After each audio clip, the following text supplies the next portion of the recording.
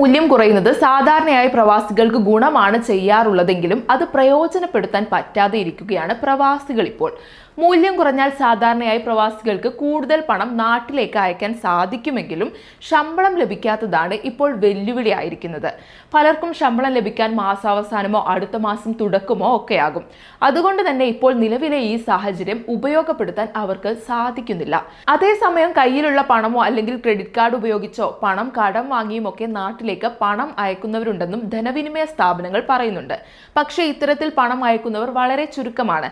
ഇന്നത്തെ കാലത്ത് ഒട്ടുമിക്ക ആളുകളും മണി ആപ്പുകളെ ആശ്രയിക്കുന്നു എന്നുള്ളതാണ് മറ്റൊരു കാര്യം. മണി ആപ്പുകൾ ഉപയോഗിക്കുമ്പോൾ രാജ്യാന്തര നിരക്ക് പൂർണ്ണമായും ലഭിക്കുന്നതും സേവന നിരക്കിലെ ഇളവും ആളുകളെ ഇതുവഴി പണം അയക്കാൻ പ്രേരിപ്പിക്കുന്ന എന്നുള്ളതാണ്.